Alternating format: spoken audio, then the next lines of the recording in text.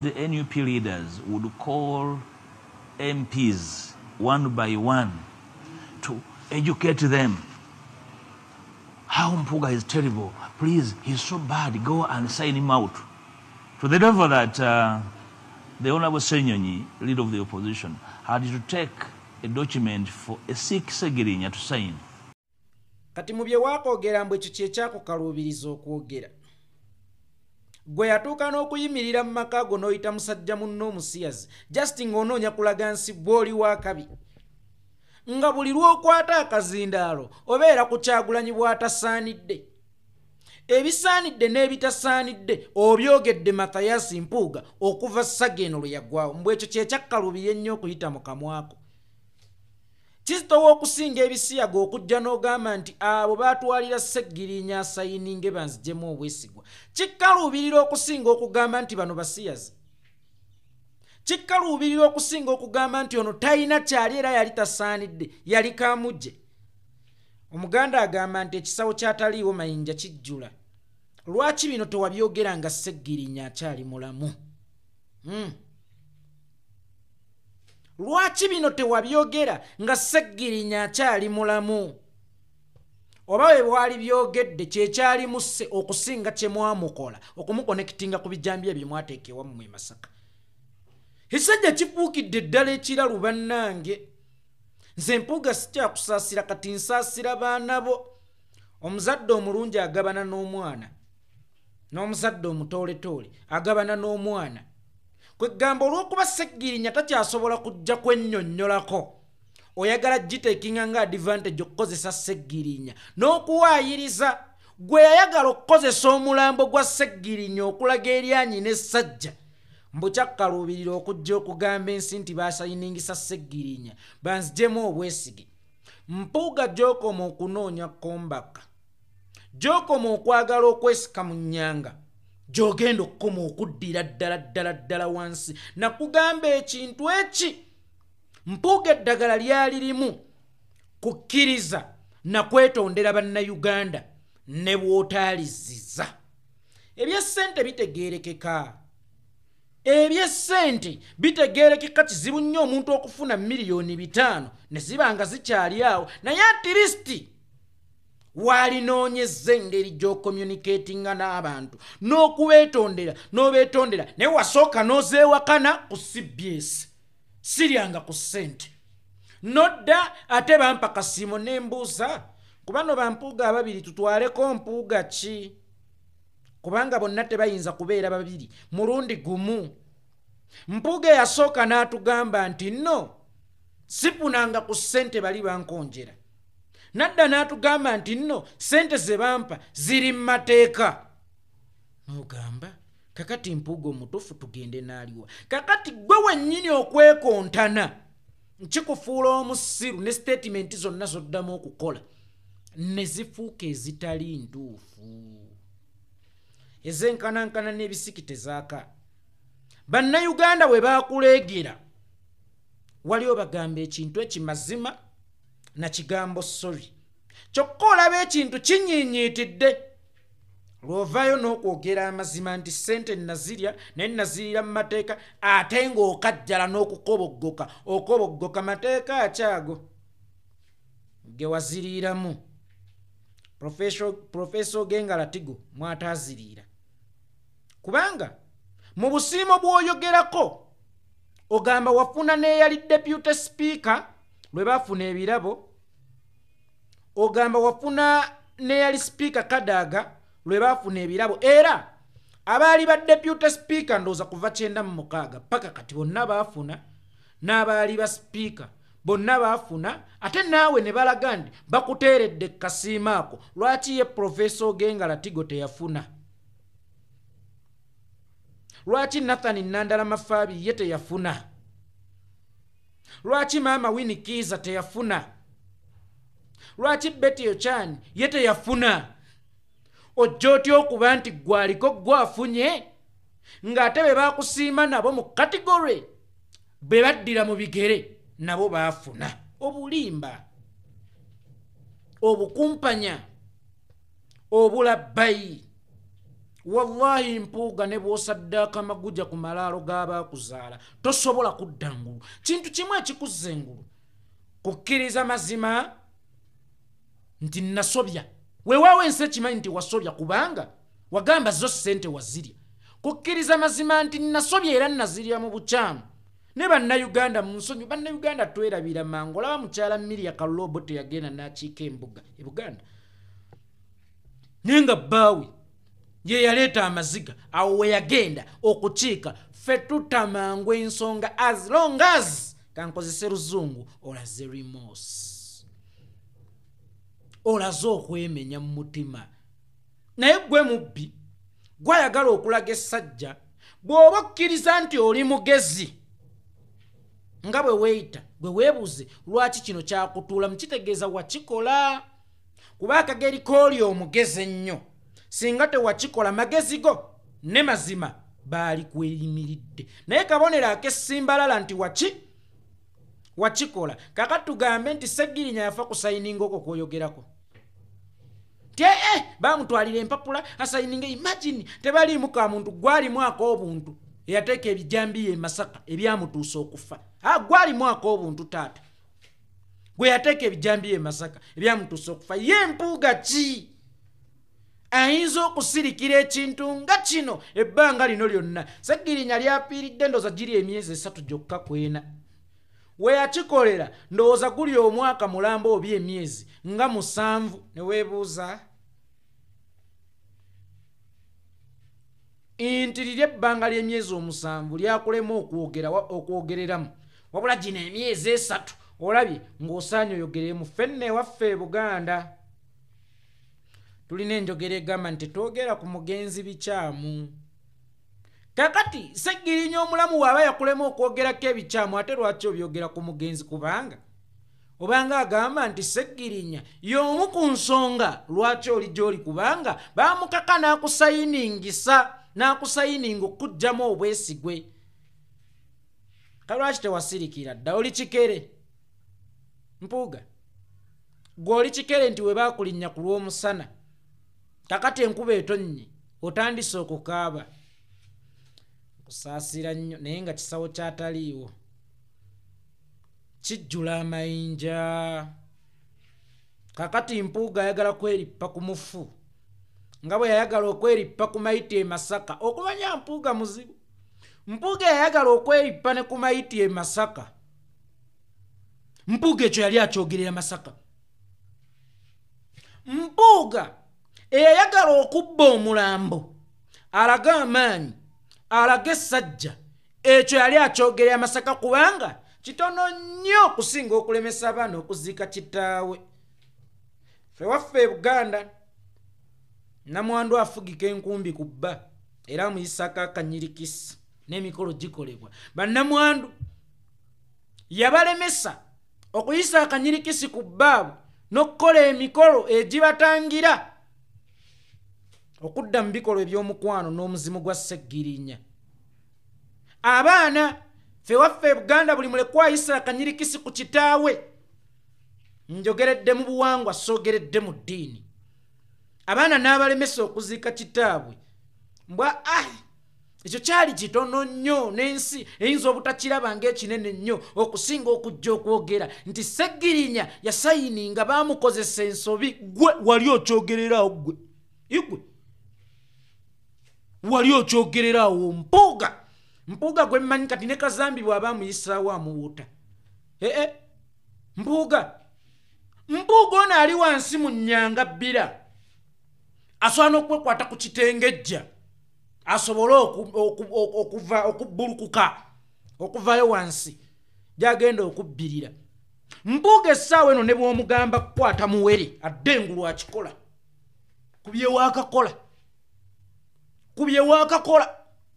Kubye waakayogera. Eyagaana abaana okuziika kitaabwe, eyagaana bannamwandu okuziika bbaabwe, eyayagala okujja omulambo gw'omuntu ewaabwe ewaka, eyasima entaana ey'okubiri oba eyakola akooto akookubiri. Mbwe ebyo byo byali bitonotono okusinga okujja okwogera nti bali baakozesa Sseggirinya asayininge banzijemu obwesigwe. Nkuwemye Mathias Mpuuga Nsamba nkuwemye singa ekyo kyali kityo singa kyaliwo tewalirinze na Sseggirinya kufa okukyogera oba awo wennyini we wategeka omukolo gwo ogw'okuziika. Sseggirinya we Wampuuga yaziikwa abantu 3 maama. Sseggirinya ku maanyi ge yaliko, ku ttutumu lye yaliko, obuganzi, obuweereza, okwagalwa abantu. Sseggirinya we Wampuuga yaziikwa abantu 3 bokka. Wali obyogerera awo igwe kali lugambo wali obyogerera awo wali oviira yaawo. Naye Mpuuga abaana Mpuuga manyi muzadde omulungi agabana n'omwana n'omuzadde omubi agabana n'omwana. Mpuuga statement zo zikyuse nnyo, kigenda okuleetera abaana b'okubonaabonera mu bufumbo abasajja babalangire nti kiraba obusiru bw'abeewaabwe. N'abawala abalifumbirwa batabani bo bajja bajolonga kiraba obubbi bwa kitaawe. Nabwe kityo Mpuuga okwemenya si kabonero ka butiitiizi naye kabonero ka buzira. Omusajja eyeemenya ng'ate be yeemenyera be bakama abeffe bannayuganda babadde aweereza si kabonero ka butiitiizi, kabonero ka buzira. Nakugamba gye buvuddeko nti akagambo soolere 2345 kannukuta 5 ne kasobola okutambuza generations 5. Akagambo soolere kannukuta 5 ne kasobola okutambuza ekikakyo generations 5.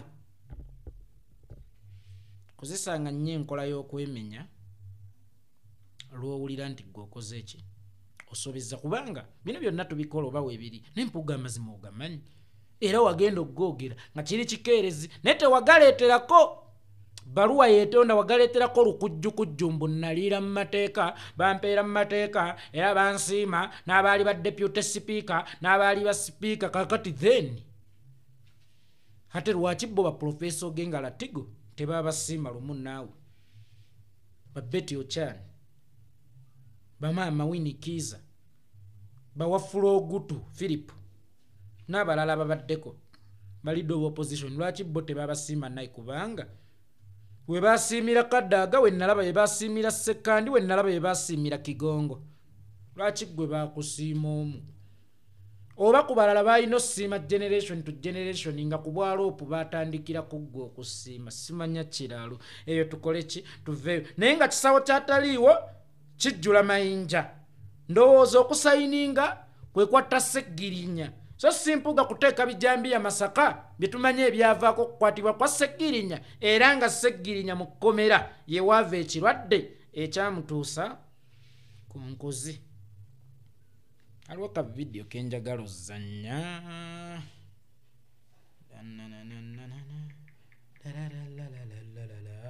Watusambagala nsanyuke nenyenyezanga mukadde akabina akanyenyeze nkakase. Ebbe kulu yayonoona obudde bwange, ebikulu yayonoona obudde bwange. Ka video kano Nawire Rozi Rozi Nawire Nawire Rozi Rosie. Rose what or no? Rose flower. Rosie. Rose flower. Rose for guilty. Rose flower. Rosie. Rose flower. Let me say Rosie. Rosie. Rosie. Rosie. Rose flower. Somebody say Rosie. Rosie. Rosie. Rosie. Rose flower. Rose what or no? Bina dene. Rose what or munne ku mulembe guno abayivu be basinga obutategeera. Kati ebyo n'abantu b'omukyala abakima amazzi abakyanywa n'ente tosobola kubibaleetera. Bw'oba weesimbyewo okukulembera banno balage ki ky'ogenda kubakolera. Sosono Katemba Rose Bina Dene. Kati bwe liba Bina Dene bonna abayizi ku mubuzi bagenda kweggamanga mu eryo oba bagenda kusulanga mu eryo. Strategy ono omuvubuka campaigner wa mubuzi, influencer wa mubuzi yakijega sinnalaba ku manifesto y'ono muwala buli katambi kendaba Rose Binadene Rose ali mbeere jo teyakiise n'ali mbeere yakiyitidde mu lulimi lwammwe abajjegga abatamanyi communicatinga n'abantu bakulu abeesittaza kakati Rose bw'aba ali mbeerera Rose bw'aba alina ebbina eddene ffenna abayizi abalenzi ku mubuzi tugenda kweggamanga mu eryo manifesto ya Rose eri ki n'abantu abataasoma n'abakimi b'amazzi ku kyalo n'abakyanywera mu bidiba by'ente n'abakyali wansi bw'oba obajjamu osooka babuulira manifesto yo naye abayivu ne musiriwalanga mutyo omwana najja nga gye muli Rose Binadene yes dene naye omutwe munafu kubanga awo wennyini w'oyogeredde Rose Binadene kyekiraga nti Rose omutwe munafu kubanga atunda ndabika tatunda ntegeera Rose ali mbeerera nze nno nkigumiza nebbo baakiwewuddemu eno entegeera yammwe y'abajjegga Rose alina embeerera Rose raba akawato kalinga ak'ennumba Rose Binadene kati bwe libeera ddene era ye strategy y'emu kwe baaleetera ono balunywa era kyovula teyawangula WB Juma wasa balunywa ng'atunula ng'essalambwa ekyo sijja kibalimba atagenda kunkola ki era kumpaabira wanze siwaabwa ekyo nkyebaliza mu w'ekitiibwa Allah siwaabwa ne Juma basa balunywa ng'olabira ddala Zola awedde emirimu atalina strategy yonna esobola muwanguza okuggyako okumuyimbira ng'omwana omuto gwe bayimbira Ttengerere tebaba na manifesto ono omuvubuka simanyanga ye influencer waabwe ajja n'ebiyimba byabwe ate ebibaamu n'okuwemula rubbish kati ebbina eddene n'akawato k'ennumba n'okubeera embeerera bigenda kugatta ki ku university so nno ebyobufuzi byatandikiranga eyo ku university ne bisobola okwandaala era abakulembeze bateekebwanga eyo mu university ne simanyi oba Museveni ye yayingirya zi university ezo okubanga omuyizi takyalina kyajja kwogera wabula nga ajja ku kimu kwewaana ndi mulungi ebbina eddene kakati abayizi abalenzi bonna gwagenda bataasanga ekizibu kyabwe nga bafunye omungusuulu nga kyekikwewaanisa ebbina nti bonna ogenda kusobola okubamira bakuwa akalulu oyo ng'asobola ate okwekalakaasa singa abayizi babeera n'obwetaavu bwabwe toba ebisale oba ebyokulya oba biki oyo yasobola obbakulemberamu oyo sinnawulira bw'ayogera ku byagenda kukola na ku kyagenda kugatta ku bayizi banne oba ku university talina manifesto bali awo bamutembeeta mpumi Rose Binadene boluyinze yeekolera itongwa n'ojja ngo nsiriwalirako era mwawona nga sajja eyo mu byokusoma byammwe boluyi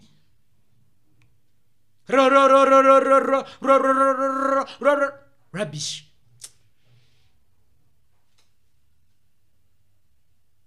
yogera manifesto y'omuwala yogera ky'onagatta ku university ne bayizi banno omwaka gw'ogenda okumala ng'obakulembera so oyo rubbish wammwe kavubuka ne kajja ka influencer Rose ali kira Rose alina akawato Rose ali mbeerera njogedde embeerera naye yagiyita gooti Rose ali gooti rubbish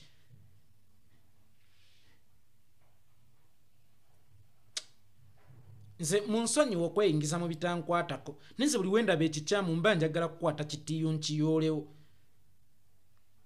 oyo omuvubuka balunywa bamupikka nga buli omu alaba asowangula akalulu era nempulira abalanga baga nti akalulu yakatunze ku ssaawa esemba y'akaliwa WB Juma wasa abalunywa eno wasa abalunywa ng'ali wali atunula ng'essalambwa ng'ali awo atunula nga makolima ali awo alimu oluzolozolo bw'omutunuulira Juma wasa abalunywa ali ati alina MP gwafaanana n'omuyimbi omu gwafaanana mubategedde MP waliwo omuyimbi omu ayimba ennyimba za bandi naye ng'alina embeera ziringa za MP omu Muteebe. Kati ng'abafaanana ali awo. Kati y'ono ekyenjawulo ekiri ku ono yeewogganira balunywa baamuwogganiranga rubbish. Nkukuba nze bannange, nze nnina empisa embi, nze ndi mukambwe ku bintu eby'ekisiru. Rozo wakawato maama, Rozo webbina eddene maama, tugenda kweggamanga mu eryo ng'enkuba etonnye. Mubuulira abantu manifesto yammwe, toyogeranga ku manifesto ye. Tavangayo nti bayizi bannange kino kye ŋŋendo bagattako, oba yunivasite yaffe ennungi kino kye ŋŋendo gigattako. Ali awo azunga ng'empuuna malungu. Kyokka abayivu temutegeera. Naffe ewaffe Butambala gye mulowooza nti tetwasoma tuli balimi b'amayirungi na ntangawuzi, oyo tasobola kujjayo n'ayogererayo statement bbiri nga tetunnamukuba. Sigambye nti mumukube, sigambye nti mumukole eki, kuba mmwe temwabajjibwa mu bbumba lyange, oba temwabumbibwa gye bampumbira. Naye nga nze yawumbibwa gye nawumbirwa, oyo mukuba nga nsemberedde n'oyo gasiyawe. Kyokka nga yunivasite ze zaguluminga nga abakulembeze laba ebidoli bye zireeta.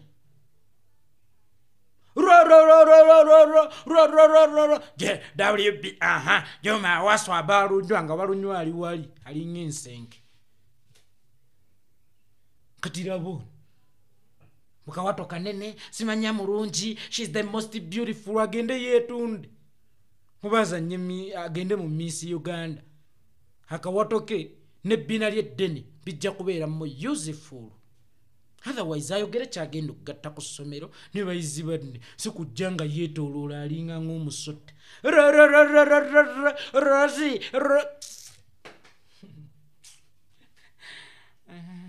ndabika sijja kulembera ku ggwanga lino obukambwe nina bungi. This tolerating and nonsense. Muwemula kampeni muzikubira wansi w'okuwemula ne muteekayo buli bwe bateekayo tebateekayo mu manifesto ye, bateekayo kuwemula. Rosa alina goti, Rosa alina kabina kanene, bannange mulaba akawato kala aleeta endegeko kabina aka kanene ndabo bakalimu amagezi oba kekaweerereza n'omutwe. Aleeta endegeko, mpeera yange eri mu ggulu okulegerako bayizi bamubuzi.